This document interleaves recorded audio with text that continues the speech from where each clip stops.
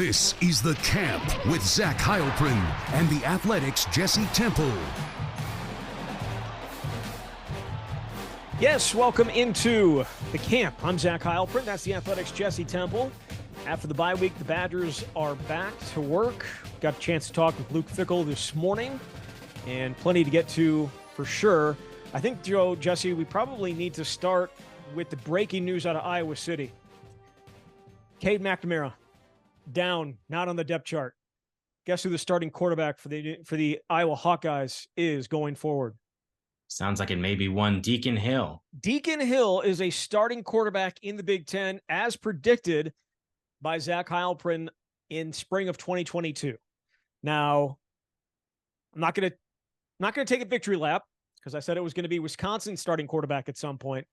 But yes, it wasn't great the other night against Michigan State. It was a little rough, but we'll see what happens with that whole situation. But it sounds like he's going to be the starting quarterback going forward. Doesn't seem like Cade McNamara is going to be back anytime soon. And Wisconsin and Iowa meet in less than 2 weeks.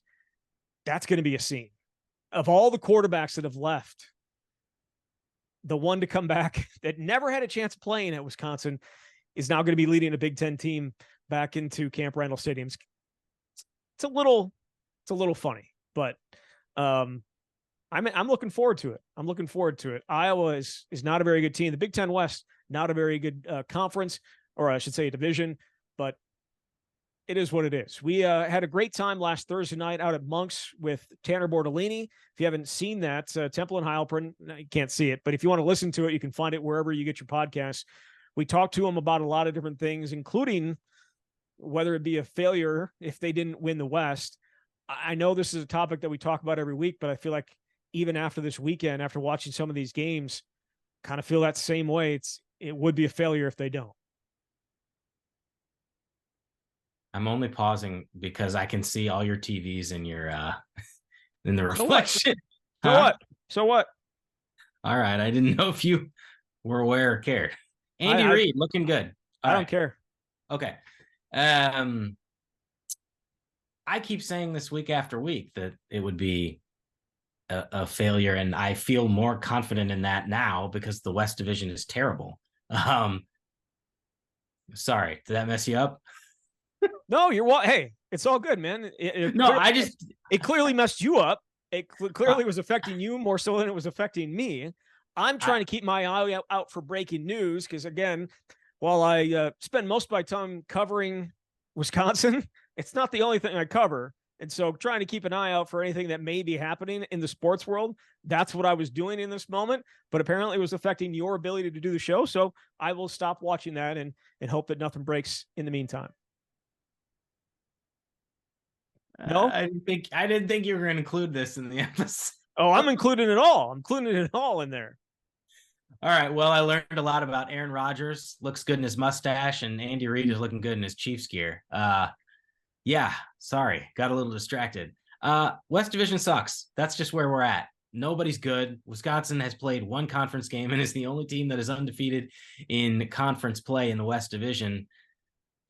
I don't know how you can look at it now and say it would be anything less than a failure. Now, a lot of that has to do with the high expectations of this Wisconsin team. I think they've made good strides here, but it also has to do with just the lack of goodness from the other teams in the division. Well, I mean, Purdue went out and smoked Illinois. Like, that was a pick 'em, and it wasn't even close. But they put up 40 some odd points on them. It's a bad year down in Champaign. It's obviously another tough offensive year in Iowa City. Minnesota struggled a little bit with Louisiana. Like, there were a lot of situations this week where it's like, ugh. And Nebraska didn't even put up a fight against Michigan. And Michigan's a really good team, but they didn't even put up a fight. That game was over before it started. So, yes, a really, really tough weekend, I guess, if you are a fan of the Big Ten West. I don't know. Northwestern put up a fight for the first half. Someone's like, oh, I said like Penn State's sleepwalking.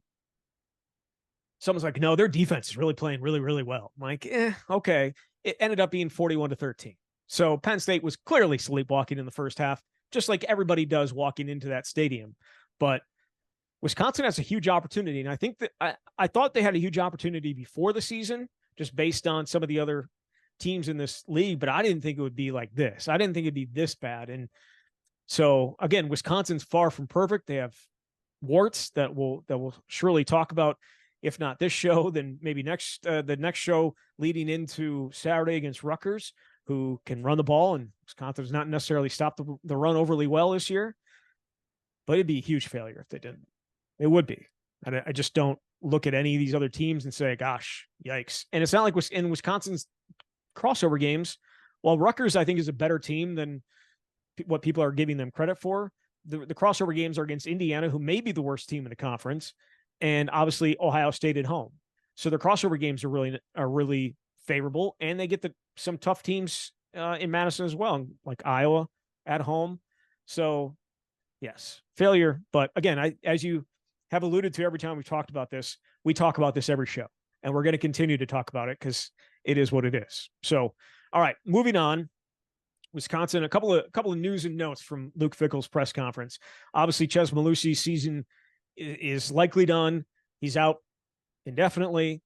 And now it goes to, what do they do with Braelon Allen, and how do they work out his workload? And also, which of those two behind him, Jackson Aker, Cade Giacomelli, are going to play bigger roles?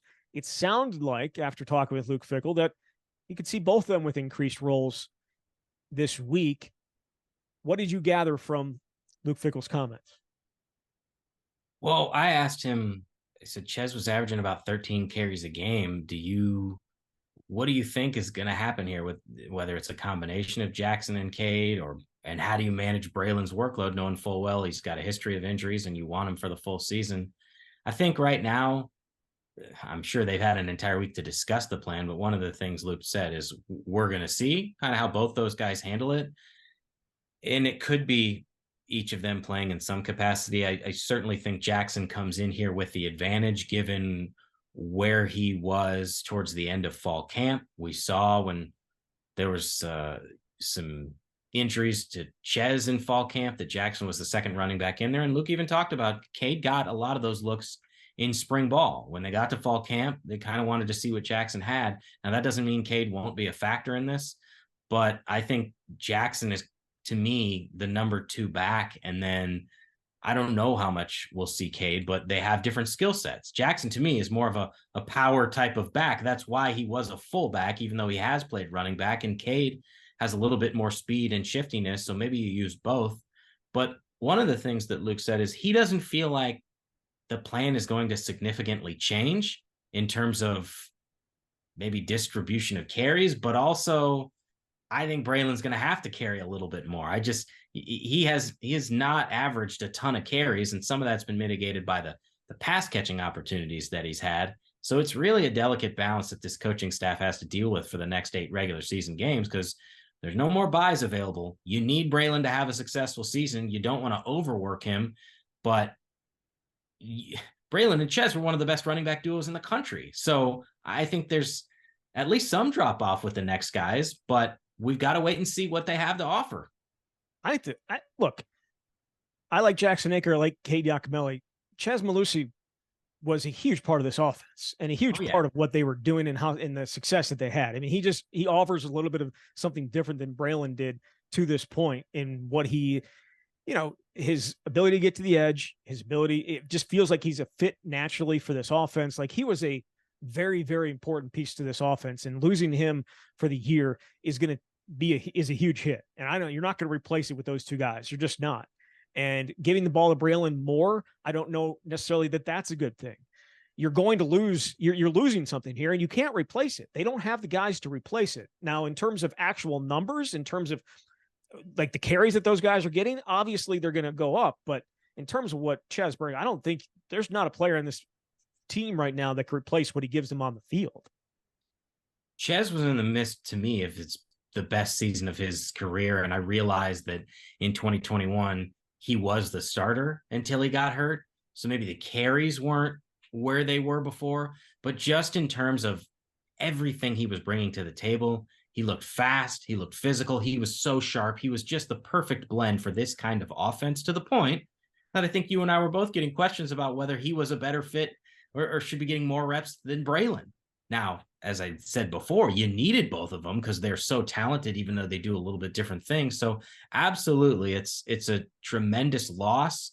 And to me, it's one of these storylines of this game is what exactly is your plan here as a coaching staff? You had some time to mourn that loss of a player, and guys clearly were reeling when we were talking to them right after that Purdue game. And Chez was coming out of the locker room on crutches with a towel over his head and was just despondent, understandably so. But now you've had that time. Now you have to lock in and get ready for this game. And I don't know exactly what the answer is, other than we're going to see some other guys that we would not have otherwise seen. The other injury aspect coming out of Luke Fickell's press conference is talking about two guys that haven't played yet, Isaiah Mullins and Jake Renfro. Sounds like Isaiah Mullins is still a little bit of ways. Didn't feel like it was going to be a guy that was going to be suiting up on Saturday against Rutgers. We'll see. Jake Renfro did suit up against Purdue, did not play in that game. However, last week, and we got the chance to talk with Tanner Bortolini, as I mentioned earlier, we got last Thursday, and he said that he was getting more reps and feeling more comfortable. And that's kind of what we heard from Luke Fickell today as well. He said that we believe if needed, he's a viable option this week. And I don't think I don't think he was a viable option against Purdue. So that's a possibility. But the notable thing about this is they're not just going to plug him back in. I think like there's been some idea that as soon as he comes back, you're just going to plug him into center and Tanner Bortolini will go to one of the guard spots. And that doesn't sound like that's going to be the case, at least right now. I mean, he may get some reps this weekend, but it is not going to just be this is not like an NFL player coming back from an injury and you're just going to throw him right back in. He hasn't played football since 2021. He missed all of last year. He missed most of spring, missed most of fall camp. So while he played a lot of football at Cincinnati and they knew who he is, and Fickell said this, they're not just going to switch things around to get him back in there at this point. They're not at that point in where his recovery is. Right. They know a lot about him, obviously, from being at Cincinnati. They trust him, but you're exactly right. He missed all of last season with an injury. He was healthy for all of 3 practices in the spring and has not been a part of the regular rotation since then. Even when he was healthy in fall camp, was really only starting to ramp back up and was getting the majority of his snaps with the twos. The only snaps we saw him get were a handful with the ones when I think there were some snapping issues and very brief. And then he got hurt again. So it's a really tough situation because you're already in the middle of a season and you have established your rotation.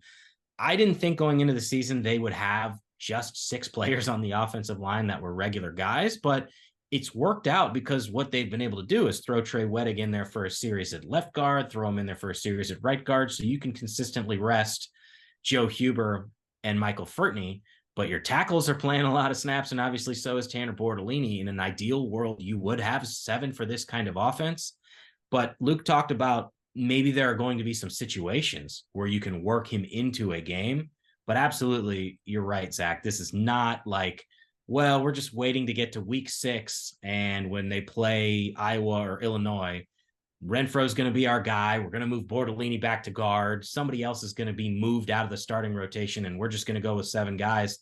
That's not how it's going to be this season. So maybe you need the full off season and you reevaluate next year. But even then, you're going to have different guys, potential NFL departures. So I think this is really the 6 that you're going to see for a substantial period of time, at least as regulars, getting the bulk of the snaps. And if you can figure out a way to work Renfro in there and start to get comfortable, potentially change things. But I think they like what they've got right now. Yeah, I don't see them changing anything. And I know a lot of people are like, well, what about the snaps? What about Tanner's snaps? And it not getting back to him quick enough. We talked to him about that as well last Thursday and asked him straight up. Actually played a little overreaction or no with him. And I just asked him straight up, Tanner Bortolini snaps need to be getting back to the quarterback quicker. Is that an overreaction or no? And he said, that's an overreaction because no one in the staff has told me that my snaps need to be back there quicker. So until they indicate that it's an issue, it's not. I mean, what did he say? He was talking about trying to get the ball right where Tanner wants it so he can look downfield and decide whether he's going to hold it, whether he's going to throw it, the different stuff that comes with being the quarterback in those read option situations, the pass run options that this offense is full of. That's the most important thing. And only a few of the snaps have really impacted that. So we'll see. I don't think it's maybe as big of an issue to them in the building as it is to fans that are watching the game. But I thought it was a worthwhile question to ask. So that's why I went ahead and asked it. I think Jake Renfro, if he'll get some snaps this week, but I don't think it's going to be enough to be like, oh, yep, he's the guy. Throw him in there against Illinois and throw him against Iowa and throw him against Ohio State. Like, I don't see that happening. I think you're right in that they've kind of settled on what it's going to be this year. Yeah, I tend to agree. And the snap situation, I mentioned this on the Temple and Heilprin show. Like, I feel like it's just one of the more overblown early season storylines, largely because I thought that was just you sucking up to him, but go ahead. No, because I wrote it before we even talked to him. I did the like, was it on a 1 to 10 scale of how serious is the of an issue this is? And I said 2 out of 10. It was my lowest rated one, just because the teammates and coaches have said like it hasn't significantly impacted the timing of things. I know there have been some sequences where obviously it looked a little slow and it looked like guys were moving, but what matters most? You get the ball in a position where Tanner can succeed. You see what happens when it goes awry, that's going to be a problem. So no, I wasn't just sucking up to Tanner. I mean, it is a little awkward and uncomfortable talking about these things right in front of a guy, but feel like I try to call it like it is. And if I thought it was a huge issue, I would have written it too. Yeah, that wasn't me calling you out. I was just saying, when you said that, I was like, God, all right. Kind of sucking up here, but that's fine. That was just in the moment. That's what I was thinking in the moment. I did a bit of an eye roll when you said it.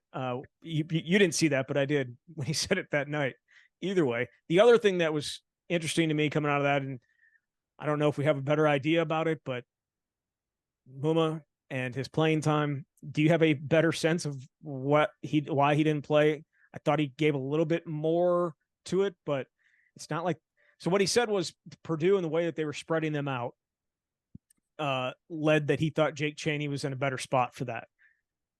Kind of felt like the first 3 offenses they faced kind of spread them out as well. And maybe this was an adjustment on their part. Maybe against those 3 other teams, they didn't like the way that Maema was playing. But to go from playing a ton to playing 1 snap and doing it as a guy who's a captain felt a little off. And do you have a better feel for that? I give you kudos for asking the question. But I can only go by what he's saying. And I mean, he offered a little more in that, I think, based on what he's saying, they just like Jake Chaney better at that position right now. They like what he has to offer now. The other part of the response had something to do with the difficulty in subbing people in because of how quickly Purdue went. But if you wanted to get a guy in at some point throughout the course of every drive, you probably could have. So that's kind of what it sounds like. They just thought Jake Chaney was a better fit for that game and that matchup. And it is, while Jake has, I think, had a really good start to this season, it is surprising given the fact you're talking about a senior captain who started all of last season, was the team's leading tackler, had 95 tackles, and started the first 3 games. To go from that to 1 snap. You can love a guy, but it's still sort of head scratching to me. It is. Again, players are available on Tuesday afternoon, so I suspect the questions will be asked of Maema and where his mind is at. After the game with Jake Chaney, it was, I got moved there in the middle of the week. I got moved to his spot, and that's just what it is. Maema will be back. Okay. All right. We'll take it. We'll take that for what it is and go and move on. But those were the things that kind of stood out to me. I know you're working on a James Thompson Jr. story. Has he been the biggest, not surprise, but the biggest revelation along that defensive line, maybe on the defense in general to this point? I would say the entire defense. I mean, I wrote about Hunter Wohler last week, but everybody saw that one coming. Like, it's not a surprise. You knew even in fall camp, there were some moments where he might have decapitated somebody if you could tackle somebody, and you just saw, oh my God, he is perfectly built for this defense. But with James, yeah, he played a lot last year, but I didn't see like, oh, he's a guy who's going to take it to the next level and be someone who's capable of leading the team in sacks and tackles for loss. And that's what he's done early in the season. He's been a difference maker. And Luke Fickell mentioned he's done all this essentially playing somewhere around 50% of the snaps. I'll have to look at some of the advanced numbers to see exactly what it is, but he said he's put himself in a spot where now as a staff, you've got to think about, well, should he be getting 65, 75% of those snaps? And I think that's pretty notable. So to me, he's made the biggest leap defensively from where he was last year, and also just what we thought or expected out of guys coming into this season. They needed help on the D line. Obviously, you lose Keanu Benton, you need an impact type player, and he has been that guy through 4 games. Yeah, definitely has been. One other news, the Iowa game, I know we talked about that earlier in the show. The Iowa game, the 3 p.m. Kick time at Camp Randall, October 14th. That game going to be on Fox, so you're not going to have to go find it on a streaming app anywhere. I apparently owe an apology. I guess I was acting a little uppity when I said $6 was a little bit much for Peacock, so I apologize to the people that were offended by that. As I said, there was somebody offended in the mentions. There was somebody offended. I'm going to apologize to that person. That again, everyone chooses to use their money for whatever they want to use it on. My wife decides she wants every single streaming app. So I have Peacock. You have Peacock because it came with something, right? No, I think we just, I don't know why. You said about it. You mentioned it last week. Yeah. I think there's some shows on there that apparently are intriguing. Yeah. So, but I understand the people being upset. They're going to have to pay all these different streaming things to find the Badgers. And I understand if you don't want to pay the $6, and maybe it's just the principle of having to pay the $6. I get that. But did you look at the weather on Saturday? If you're in Madison, you should be out at the game. It's supposed to be like 55, 60 degrees, going to be sunny. It's going to be absolutely perfect. So if you don't want to watch it on Peacock, you should come down and watch it at Camp Randall. I think it's going to be, it's finally fall weather. One more thing. You mentioned my TVs earlier. I just want to say thank you to you because you recommended getting YouTube TV, and the multi-view of YouTube TV is the best thing ever. The past 2 weekends I've been able to watch on Saturdays and Sundays. Obviously the Badgers playing on Friday night, so I was able to get home and watch football all day. And I was able to watch football all day this past weekend. The multi-view is the best thing ever invented when it comes to sports. I would ask YouTube, because I know they're YouTube TV, you're listening to the show. Can we pick the 4 games we get to watch? I mean, come on. Don't put Appalachian State in the right corner.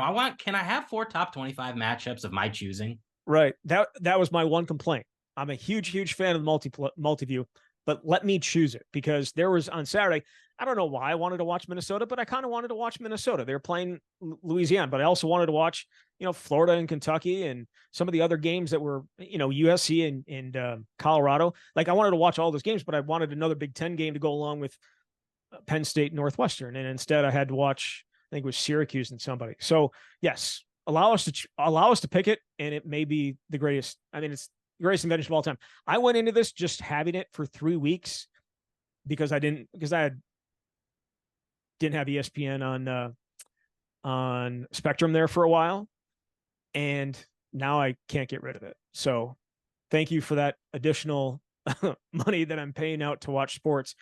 I'll try and put it on the company card. I don't think that's going to work though. So we'll see. The Badgers are getting ready for Rutgers. What do we know about Rutgers, Jesse? We know Rutgers is 4-1, and I believe is yet to beat a team with a winning record, but they did score 52 points against Wagner with 6 rushing touchdowns. So they've got 15 rushing touchdowns. That's what I know about Rutgers. They do, again, Greg Schiano, I feel like it's a slow build there. It was kind of a slow build the first time he was there. I don't know if it's ever going to get to the point where he was when he left there. Probably not, but there is a ton of talent in New Jersey. And if he was ever able to lock that down, which is probably unlikely, they could have a really, really good team on a regular basis. But this one, I think, is going to provide a challenge, especially the way that Wisconsin's kind of given up some yards on the ground, especially to running quarterbacks, which is what Rutgers has. I think that's going to be a huge test. We'll talk about that later this week, and obviously on Temple and Heilprin on Thursday out at Monk's in Sun Prairie. Is there anything else that you wanted to add on here at all? I think we pretty much covered it. All right.